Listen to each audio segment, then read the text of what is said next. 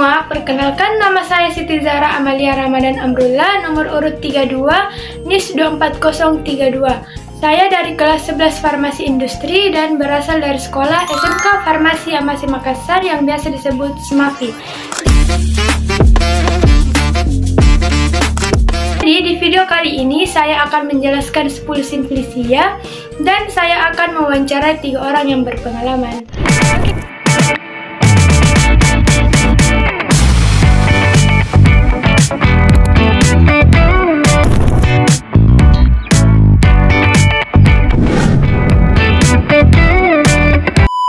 Jadi ini simplisia yang pertama adalah Zingiberis rhizoma yang biasa dikenal dengan jahe. Nama tanaman asalnya Zingiber officinal dari famili Zingiberaceae. Kegunaannya stimulansia, diaphoretica, dan carminativa. Penggunaannya bisa direbus menjadi wedang jahe, jamu, atau campuran teh. Dan simplisia keringnya dapat diekstrak jadi serbuk atau kapsul herbal. Simplisia kedua yaitu Curcumae domestique rhizoma yang biasa dikenal dengan kunyit. Nama tanaman asalnya Curcuma domestica dari famili Zingiberaceae. Kegunaannya sebagai carminativa, anti diare, kolagoga, dan skalisida. Penggunaannya bisa dijadikan jamu kunyit asam, bubuk rempah, atau ekstra kapsul. Kemudian simplisia rimpang kering bisa direbus untuk minuman herbal. Ini dia simplisia yang ketiga, yaitu Cymbopogon citratus yang biasa dikenal dengan serai. Nama tanaman asalnya Cymbopogon citratus dari famili Poaceae. Kegunaannya sebagai antibakteri, anti jamur, dan antioksidannya. Penggunaannya batang serai biasanya dalam bentuk ekstrak untuk pengobatan tradisional atau sebagai bagian dari bumbu masak. Ini dia simplisia yang keempat, yaitu Myristica semen yang biasa dikenal dengan biji pala. Nama tanaman asalnya Myristica fragrans dari famili Myristicaceae. Kegunaannya sebagai carminativa, antimikroba, dan pencernaan. Penggunaannya biji pala ditumbuk lalu dimasukkan ke dalam masakan, kemudian simplisia biji keringnya digunakan dalam jamu dan ramuan herbal. Dia simplisia yang kelima yaitu Carica papaya L. semen yang biasa dikenal dengan biji pepaya. Nama tanaman asalnya Carica papaya L dari famili Caricaceae. Kegunaannya sebagai antioksidan, menurunkan kolesterol, dan laparsida. Penggunaannya dapat digerus atau menumbuknya, lalu dicampurkan ke dalam jus atau diseduh sebagai teh dengan takaran tidak berlebihan. Ini dia simplisia yang keenam, yaitu Fructus citri auranti foliae yang biasa dikenal jeruk nipis. Nama tanaman asalnya Citri aurantii folia dari famili Rutaceae. Kegunaannya kaya vitamin C, antioksidan, dan antibakteri. Juga meredakan batuk dan tenggorokan yang sakit. Penggunaan yaitu air perasannya sebagai minuman herbal atau campuran jamu. Ekstrak kulitnya juga dapat dipakai dalam aromaterapi. Ini dia yang ketujuh, yaitu Cartamiflos yang biasa dikenal sebagai kasumba bunga. Nama tanaman asalnya Cartamus tinctorius L dari famili Asteraceae. Kegunaannya sebagai laktasifa dan antiinflamasi. Penggunaannya bunga kering direbus untuk teh herbal.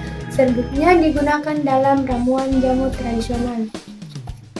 Ini dia yang ke-8, yaitu Moringa oleiferae folium yang biasa dikenal dengan daun kelor. Nama tanaman asalnya yaitu Moringa oleifera yang berasal dari famili Moringaceae. Kegunaannya antioksidan, antiinflamasi, anti fungi, dan antivirus. Penggunaannya bisa dalam bentuk jamu, teh, suplemen, bahan masakan, atau obat. Ini dia simplisia yang ke-9, yaitu CDE guajave folium L yang biasa disebut dengan daun jambu biji. Nama tanaman asalnya Psidium guajava L dari famili Myrtaceae. Kegunaannya anti diare, antioksidan, anti radang, antimikroba, dan anti diabetik. Penggunaannya yaitu direbus untuk obat diare, kemudian simplisia keringnya dibuat teh herbal jambu biji. Ini dia Simplicia yang terakhir atau yang ke-10, yaitu Cinnamomum cortex atau yang biasa disebut dengan kayu manis. Nama tanaman asalnya yaitu genus Cinnamomum dari famili Lauraceae. Kegunaannya yaitu yang pertama antidiabetes, antimikroba, dan meningkatkan metabolisme. Penggunaannya yaitu kulit batang kering direbus atau dijadikan bubuk. Kemudian dipakai juga sebagai bumbu masakan dan minuman herbal. Nah, itu tadi dia penjelasannya 10 tentang Simplicia, guys. Jadi selanjutnya kita akan mewawancarai 3 orang yang berpengalaman. Oke, jadi silahkan simak videonya sampai habis.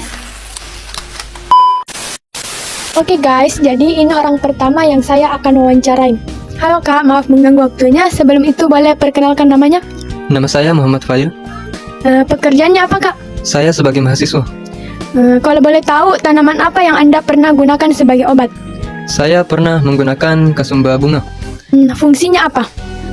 Obat imun, antioksidan, terutama sebagai obat cacar, penyakit kulit. Oke, kenapa Anda pernah menggunakan tanaman tersebut? Karena waktu di sekolah dasar saya pernah mengalami penyakit kulit, yaitu cacar air. Kalau boleh tahu, bagaimana cara mengelolanya Kak?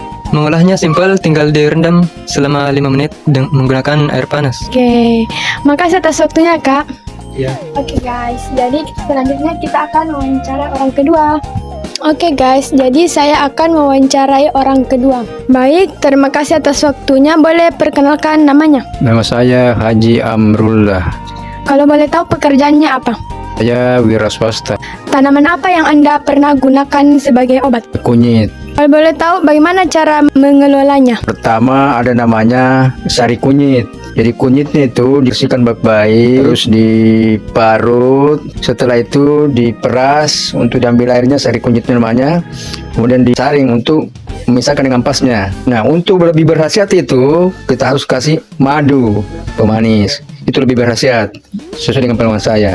Kenapa Anda pernah menggunakan tanaman tersebut? Karena saya dulu pernah sakit lambung dan penyekiman. Saya juga biasa kurang nafsu makan. Setelah saya pakai itu paling sekitar 1 minggu lah. Waktunya penyakit saya pelan-pelan mulai menghilang dan sembuh. Oke, jadi secara keseluruhan fungsi kunyit bagi tubuh Anda apa kalau boleh dijelaskan? Yang saya pernah rasakan itu menambah nafsu makan.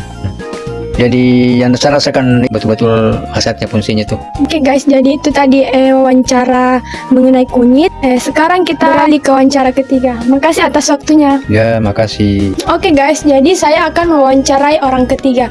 Baik, terima kasih atas waktunya. Sebelum itu boleh perkenalkan namanya? Nama saya Haja Kumala, Baik, pekerjaannya apa kalau boleh tahu? wira swasta, Tanaman apa yang Anda pernah gunakan sebagai obat? buah jeruk nipis. Boleh jelaskan bagaimana cara mengelolanya? Saya peras sebelah, lalu saya peras airnya, lalu saya minum langsung tanpa campuran apapun. Fungsinya apa selama Anda pernah gunakan? Sebagai antioksidan, sebagai daya tahan tubuh karena vitamin C-nya yang lumayan tinggi. Setelah itu badan kita terdetoks, racun-racun keluar, badan terasa lebih ringan. Oke, jadi kenapa Anda pernah menggunakan buah jeruk nipis sebagai obat? Saya tahu fungsinya banyak untuk kesehatan tubuh. Wow, jadi itu dia wawancara tadi guys tentang jeruk nipis. Makasih atas waktunya. Iya, sama-sama, terima kasih. Oke guys, jadi itu dia 3 orang yang saya wawancara berpengalaman yang sudah dia alami sendiri.